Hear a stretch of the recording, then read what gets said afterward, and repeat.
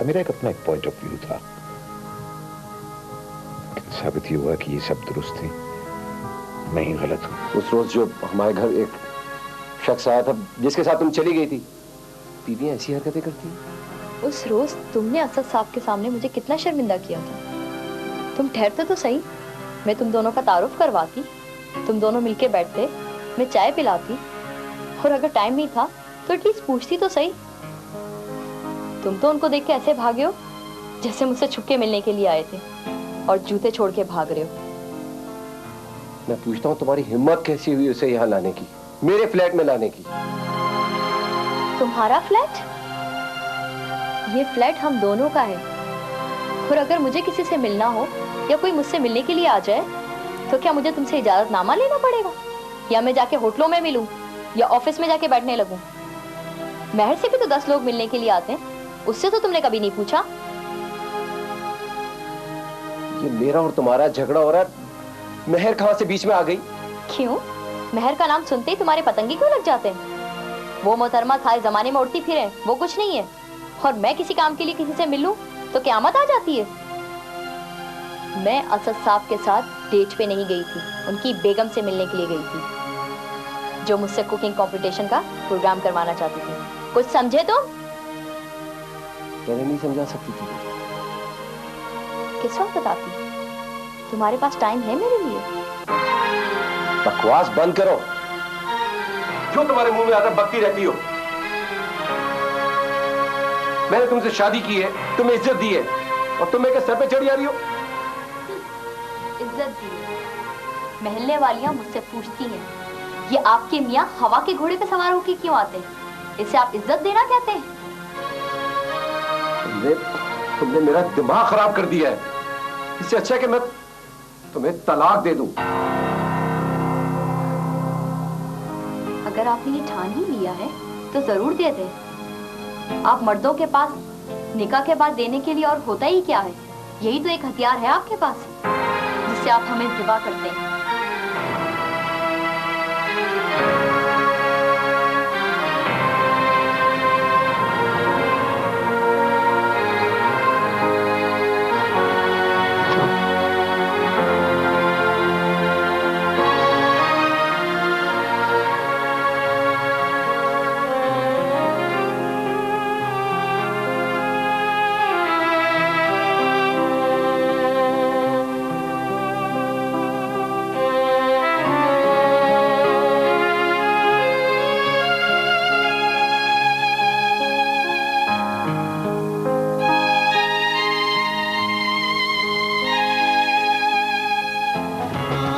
मेहरबानी है कि मुझे साथ ले आए अपने। वैसे भी मैं आपसे कुछ बातें करना चाहता हूँ, किसी ऐसे वक्त में जब आपके साहब बहादुर ना हो। फराह के रिश्ते से ये आपका भी तो घर है ना? बहन ने बड़ा अच्छा किया आपको ले आई। रिसेप्शन में सिर्फ 10 दिन लगे हैं और हमें बहुत सी तैयारियां करनी है। बस इसी सिलसिले में कुछ बातें करने के लिए हाजिर हुआ। जी हाँ, वाकई दिन तो बहुत कम रह गए। क्या कहना चाहते थे आप? मैं सिर्फ ये कहने के लिए हाजिर हुआ हूँ कि फराह के साथ जहेज नाम की कोई चीज नहीं जाएगी। ये रजा और मेरी, हम दोनों की शर्त है। क्या कह रहे हैं आप? फराह इस घर की बेटी है, जाहिर है उसके साथ बहुत कुछ जाएगा। असल में अशरफ साहब ने अपनी बहन के साथ जो कुछ किया है, उसके बाद वो फराह का सरपरस्त होने का हक खो चुके हैं। देखिए, बात सरपरस्त की नहीं है। फराह के वालिदैन ने जो कुछ उसके लिए छोड़ा है वो उसी का हक है ना, हम लोगों का तो उस पर हक नहीं है। उन्होंने जो जायदाद, जेवर, रुपया, पैसा सब कुछ फराह के लिए छोड़ा है, वो अपने साथ लेके जाएगी। मैं सिर्फ ये कहना चाहता हूँ कि फराह की शादी पर अशरफ साहब का एक पैसा भी खर्च नहीं होगा।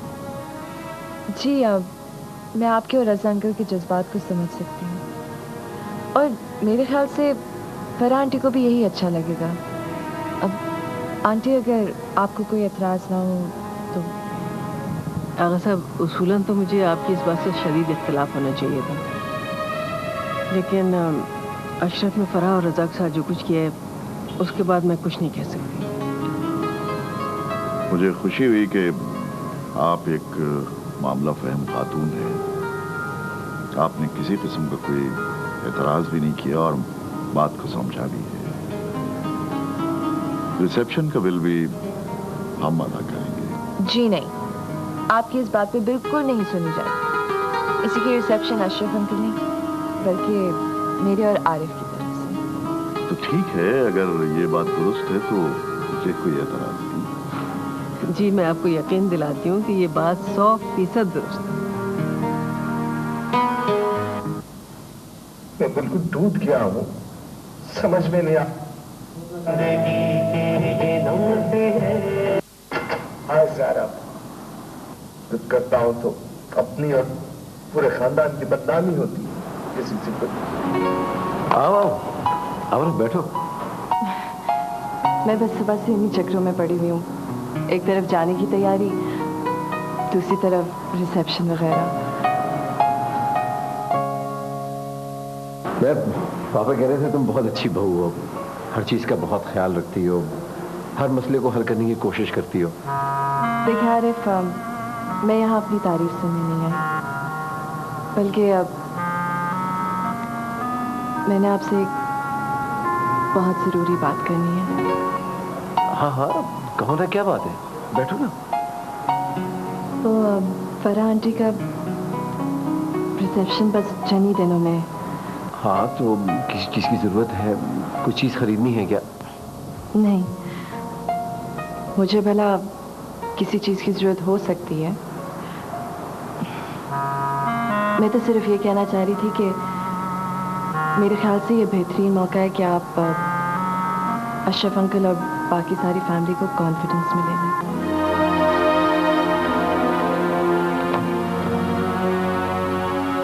क्या मतलब है तुम्हारा?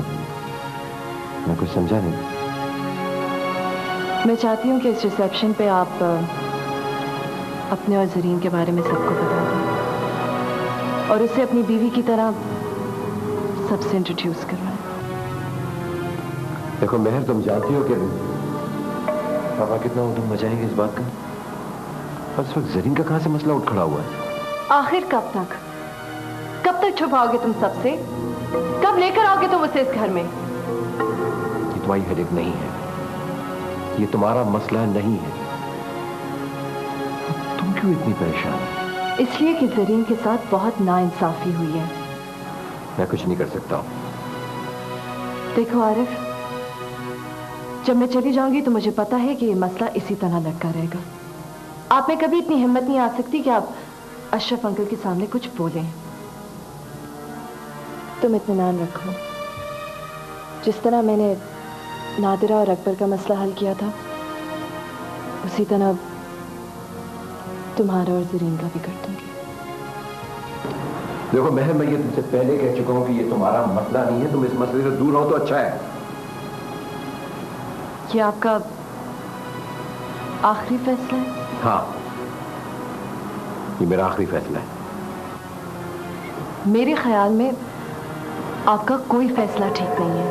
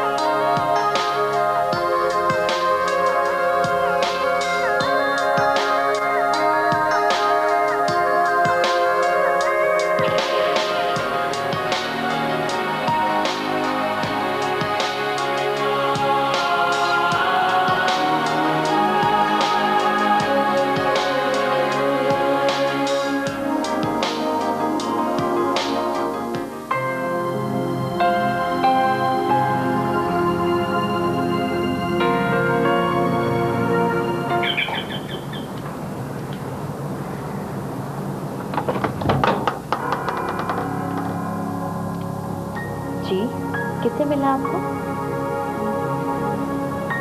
आप जरीन हैं? जी हाँ, मेरा नाम ही जरीन है, लेकिन माफ कीजिएगा मैंने आपको पहचाना नहीं। पहचानेंगी कैसे? हम इससे पहले कभी मिले ही नहीं। जी, मैं समझी नहीं। मेरा नाम मेहर है।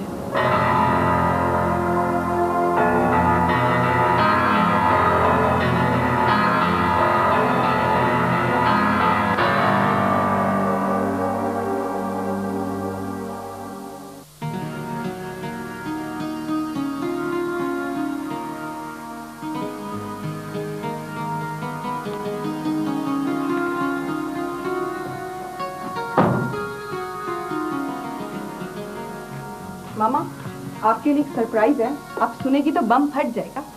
अल्लाह ना करे बम फटे। क्या सरप्राइज है? आपको पता है भाई ने दूसरी शादी की हुई है।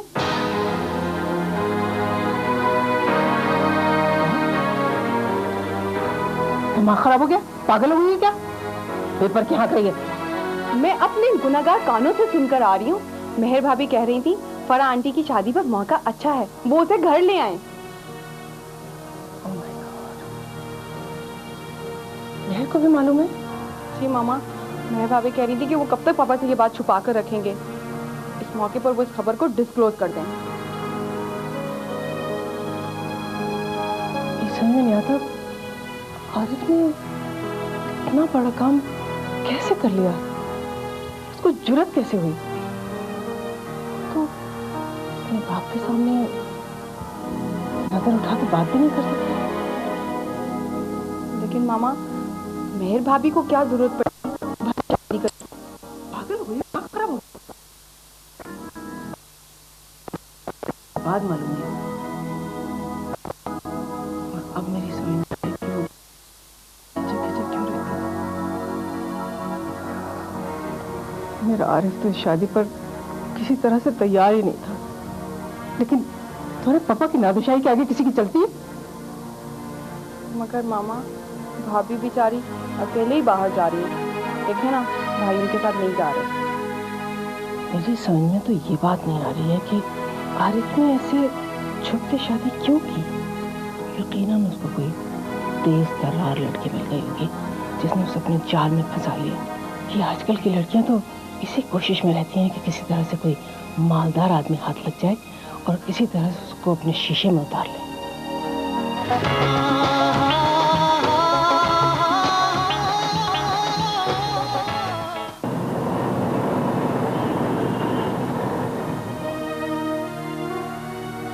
तो आप यहाँ ये देखने आई हैं कि आरिफ ने मुझे किस हाल में रखा है? नहीं गुरु, ऐसी कोई बात नहीं है। आरिफ को तो पता भी नहीं है कि मैं यहाँ पर आई हूँ। तो फिर आप यहाँ क्यों आई हैं? देखो जरीन, मैं समझती हूँ कि आरिफ ने तुम्हारे साथ बहुत नाइंसाफी की है, और अब मैं चाहती हूँ कि ये सिलसिला अब खत्म हो जाए। मैं कुछ समझी नहीं कि आप कहना क्या चाहती हैं। मैं सिर्फ ये कहना चाहती हूँ कि तुम इस फ्लैट में तन्हा जिंदगी गुजारने के बजाय उस घर में रहो, आरिफ के साथ, जहाँ सब रहते हैं। ये कुछ ज्यादा फिल्मी सी कहानी नहीं हो गई है? तुम्हें मुझसे इस लहजे में बात करने की कोई जरूरत नहीं है। देखो, अगर ये बात मुझे आरिफ से शादी से पहले बताई होती तो मैं ये शादी हरगिज़ नहीं करती। लेकिन जो हो गया सो हो गया, उससे कोई नहीं बता सकता।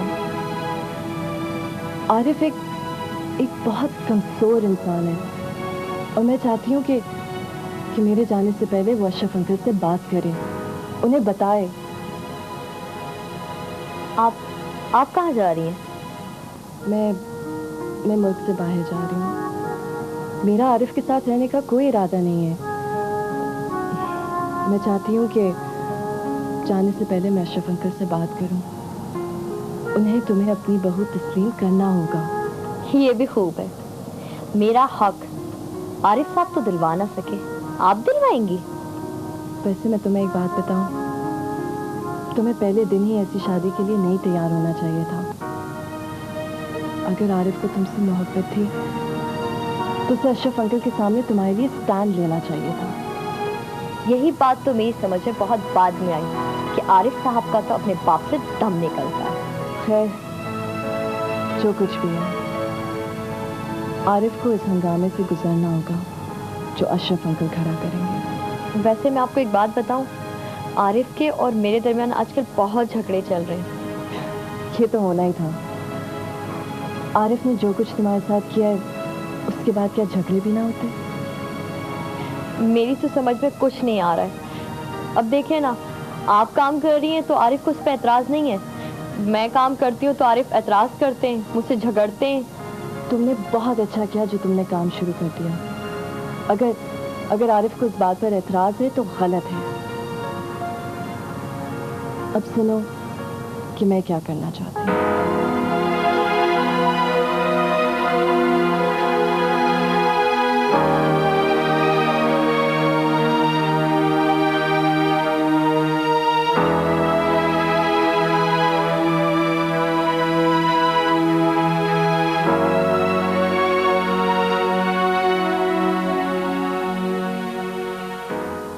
तो मुझे ये बताओ कि तुमने ये शादी कब और क्यों की?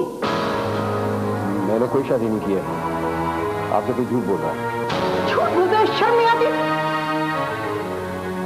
आप क्या कहना चाह रही, मुझे कुछ समझ में नहीं आ रहा है। नादरा ने खुद अपने कानों से तुम्हें ये बात कहते हुए सुना है। और अगर तुमने शादी कर ली थी तो दूसरी शादी तुमने मेहर से क्यों की? इसलिए कि पापा कभी भी राजी ना होते उस लड़की से शादी करने के लिए मेरी। और जहां सवाल रहा मेहर का, मैंने आप लोगों को बार बार मना किया, आप लोग ने ना सुनी। मैं क्या करता, मैं क्या कर सकता था बताइए?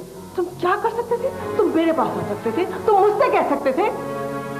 मैं तुम्हारे पापा से बात करती थी। इस तरह से इतनी सारी जिंदगी तबाह बर्बाद तो ना होती। क्यों जा रही है उसकी वजह तो अब नहीं समझ में आई। उसको रोकने की बहुत कोशिश की मगर वो मेरी एक बात नहीं सुनती। क्यों सुने वो तुम्हारी बात? वो तुम्हारी तरह से नहीं है कि अपने बाप के सामने तुम्हारी घिकी बनती है। प्लीज इस बात को पापा को नहीं मालूम। अरे तुम कब तक अपने बाप से इस तरह से डरते रहोगे? वो इंसान है, कोई भूत तो नहीं जो तुम्हें चिमट जाएंगे। और ये तुम्हारी बेगम साहबा कौन है? यकीनन कोई चलता पुर्जा हो। मम्मी प्लीज उसके बारे में ऐसी कोई बात ना करें। उसको तो शादी के बाद मालूम हुआ है कि मैं कौन हूं, मैं क्या करता हूं।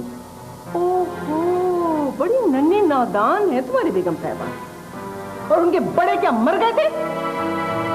उसके वालिद का इंतकाल हो गया और उसकी वालदा डेथ कर गई। मरते मरते बड़ी भी लावारिस बेटी को तुम्हारे सर मार गई। मैं उसके पीछे पड़ा रहा शादी के लिए।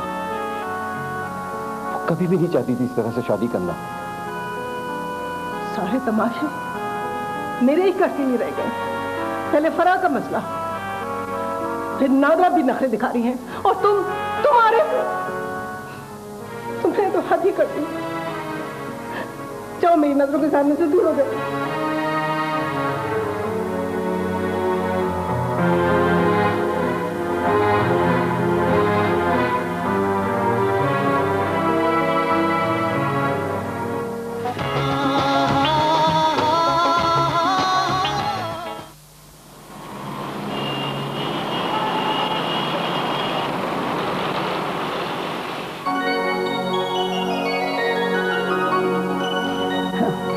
वैसे मुझे बहुत अफसोस हो रहा है कि अशरफ साहब मौजूद नहीं है इस वक्त।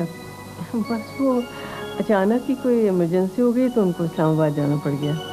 तो बहन आप मुझे फोन पर बता देती, मैं 1-2 दिन के बाद आ जाती। अरे आंटी कैसी बातें कर रही हैं? आप लोग पहली दफा आ रहे हैं तो बहुत बुरा लगता है इस तरह से। हाँ ये बात तो है। हाँ वैसे भी अब हमारा तो आना जाना रहेगा, भाईजान से मुलाकात हो ही जाएगी। अम्मी आपकी फरहान आंटी की शादी पे उनसे मुलाकात तो हुई थी ना?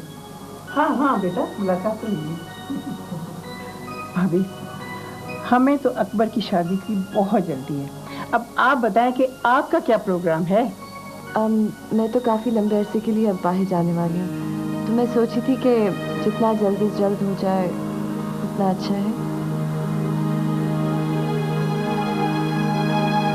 तो फिर अशरफ भाई आ जाएं तो तारीख तय कर लेते हैं। क्यों मियाँ, तुम क्यों खामोश बैठे हो? तुम तो बताओ ना कुछ बहन की शादी के बारे में। अरे तुम लोग तो हथेली पे रस्म जमाने की कोशिश कर रहे हो। मेहर के जाने में दिन ही कितने रह गए? फिर आंटी मैं तो कहती हूँ कि चट मंगनी और पट ब्याह हो। क्यों? हाँ बेटा, आप कहे तो मैं कल ही बारात लेकर आ जाऊँ।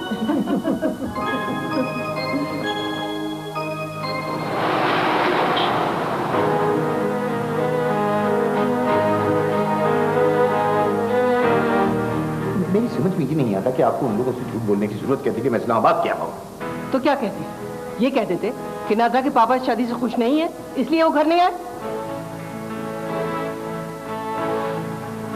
तो बस नहीं किया ना, आपने तो ये भी कह दिया कि हम चंद दिनों में अपनी बेटी को रुखसत करने वाले हैं। तो और क्या कहते? क्या आप उस दिन का इंतजार कर रहे हैं जब नादरा इस घर को छोड़कर खुद चली जाएगी? वो तो मेहर अगर बीच में न पड़ती तो कब की जा चुकी हो।